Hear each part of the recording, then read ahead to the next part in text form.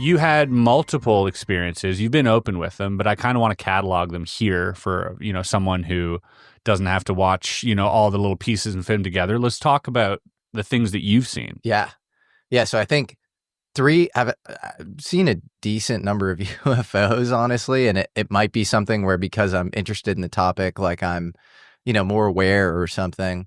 I don't know. It's sort of hard to explain. But the 3 that I think are probably the most noteworthy on your podcast, number 1 was I had just moved to Laurel Canyon. And so Laurel Canyon's actually kind of a trippy place unto itself. I don't know if you're familiar with the history, but it has an amazing music history. So, the Mamas and the Papas were there. Jimi Hendrix, I think, lived there. Crosby, Stills, Nash, the who's who of like 60s, 70s era, classic rock. And it just has that vibe of like the muses are around or something. And all these kind of bohemian, like interesting architecture, and it's great. I love it. And I had just moved there, and the pandemic had just hit. And there was something very trippy about the pandemic as well, where like you're at home and you all of a sudden you find yourself with like not that, or at least I did. I found myself with not as, more time on my hands, not as much to do. And you start to think about like more interesting ontological questions. And so I was with a woman who I was kind of starting to see at the time. And she actually lived in Laurel Canyon as well. And we were going on a walk. And this was like, I don't know, like an hour into the walk or something. Aliens come up. And she was like, do you believe in aliens? And I was like, yeah, actually, I'm kind of into aliens. Like, that's like an interest of mine. At the time, it was a pretty serious interest of mine, but not as deep as I'd say now. Okay, previous to any YouTube. Yeah. Okay. Previous to any YouTube. So I was investing out of Peter Thiel's family office. That was my job, and I had a serious interest in the UFO thing, but like. Yeah, I never thought it would like turn into like, me like interviewing a ton of people about it or anything like that. And we're walking and I'm like, yeah, I'm kind of into aliens. And then I say, half jokingly, I go, I'd love to meet an alien. And then she goes, it'll happen when you stop looking for it. And as she says that, we're walking by a guy who has a metal detector. And this is like sunset in Laurel Canyon. And he's like looking for something. So it's like this bizarre externalization of our conversations, happening in reality. Like it doesn't make any sense. And this could be survivorship bias of like me remembering that because that's what we said at the time. I don't know, but it notably weird, right? And we walk by this guy, and a few moments, pass, and we hit this little clearing. This is on Lookout Mountain in Laurel Canyon, for anybody that knows Laurel Canyon.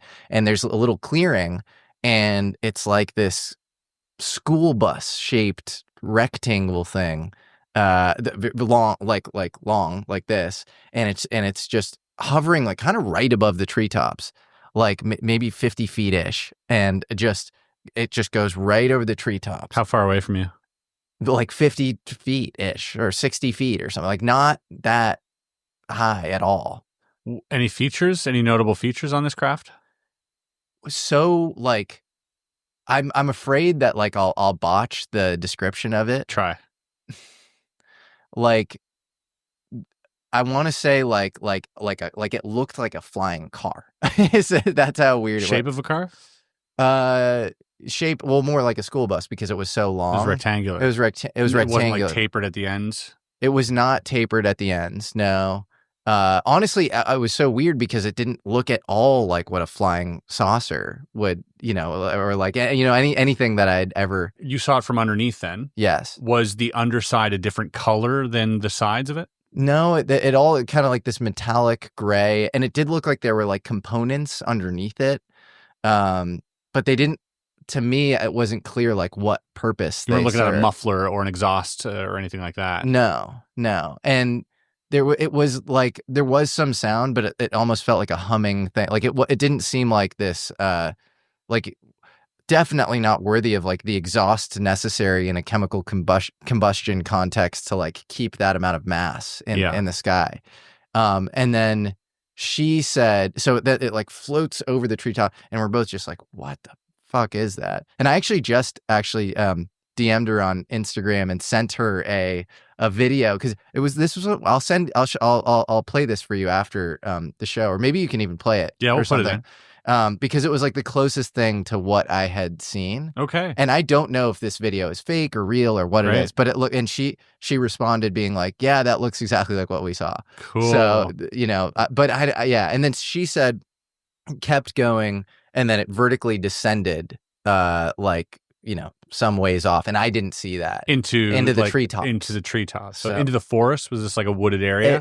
Yeah, Laurel Canyon is extremely wooded, and so into no the trees. Houses or businesses or anything. No, like that's that. a weird thing. It's like very residential. There are houses, so I don't know what that means as far as where it landed or broad daylight. No, it was night. It was late at night. Yeah, it was late. It was sunset-ish, like a little after sunset. Yeah. Okay, so you clearly it was dark see, though. Yeah. Do you have any regrets not pulling your phone out? I'll tell you about the other couple of times I've seen UFOs, and I didn't in those cases either. And in actually the next case, that was like the most long duration. And whenever I've seen a UFO, I always feel like this is kind of sacred, and I don't know. I don't even feel like I should. It feels like sacrilegious. And I know that sounds insane. It's just so funny because I bet the aliens are like, what is he waiting for? Get your phone out. You wanted to see us. Like, let's go. What are you doing? That's true. Yeah. Okay. Can you walk us through? I want to sit on this one for a second, because I'm trying to imagine myself, and I'm sure the audience is the same right now. We're trying to imagine ourselves like, what would you do? You walk into the woods with somebody you kind of just started to get to know, and you see this thing. Does your heart skip? Is there any part of you that is frightened? Is this a calm interaction, or is this just you trying to make sense, sort of prosaically, of this object the whole time? I was super excited. Like it because I don't know, I'm like a intense sort of truth seeker or whatever. And I especially initially in the UFO thing, you're like, you look at the whole subject and you're like, this is kind of quacky and insane. And then you build this like probability thing where even like, I think it's like Richard Dawkins, the kind of the high priest of the Citadel that is like modern scientific skepticism or whatever. Like he has some quote, and I'm paraphrasing here, where it's like the probability it's like the multiplication of like the probabilities of something being true and the implications of it being true is like how much you should study the thing.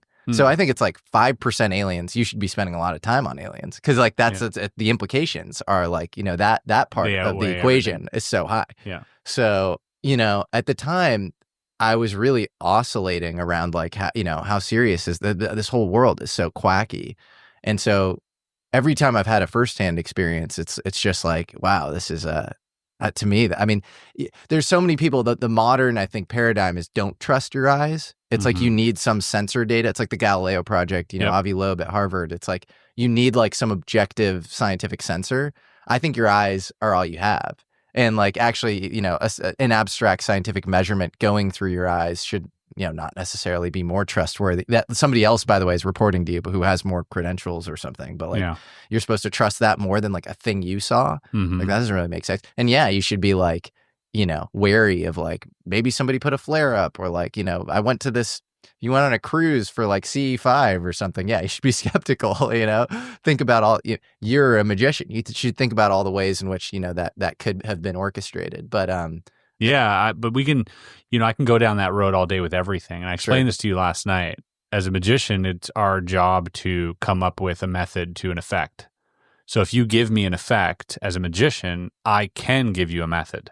It's not that I go, well, I guess there's no methods. I guess it is an alien. No, I can give you a method for every single sighting ever in the context of a magic trick. Absolutely. Using psychology and, memory techniques and all types of things, right? So I would never apply. I would always do it in my own head and be like, okay. But then I would weigh that against, what was the point of that? What was the point of lying to me about this, right? Yeah. So I think you are right. I think there is like validity to someone's own sighting, and if not just for that immediate recognition, but for how that might have changed you. Yeah. Do you see that event having anything to do with the journey you're on today? That's a great question. I think, yeah, that in combination with the next sighting, which was like, I don't know, 6 months ish after that, Let's 6 go to into that 9 one. months. Yeah. So I was in Silver Lake with a buddy who actually invests with me and is, you know, a pretty prominent investor, and actually is a complete like materialist atheist, like doesn't believe in any of this stuff. Mm-hmm. And I was just starting to like, you know, try to convince him that like maybe there's a there. But yeah, very skeptical, like is a believer in like David Hume and Noam Chomsky and like, you know, kind of very hyper rationalist guy. And so we went surfing that day, and we were back at his place, and it was a weekend. It was like Saturday or Sunday, and we are doing holotropic breath work because I'd been into it at the time, and I think it's a really cool. Yeah, I don't know if you're familiar with. So I know John Mack, you know, was teaching that to a lot of the abductees as well, to get them to try and calm down during these abductions so that they could recall and. Yep. You know. Yeah, exactly. And it's an amazing technique. It was developed by Stanislav Grof, who's this Hungarian, I guess, psychiatrist, I think. And it involves like hyperoxygenation. So just like breathing a lot and rapidly, like, you know, almost like intentional hyperventilation or something. And, you know, actually, I think the goal is like an hour in, you out of body, you out of body, you have like a DMT, like an endogenous DMT release or something. But we were 5 minutes into our, you know, breath work, and your hands can sometimes clam up, and his did.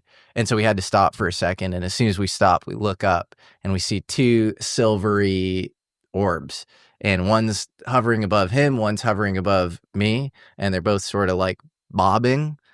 Just not, they don't look at all like, you know, a drone. They're way too high to be drones. They're definitely not planes.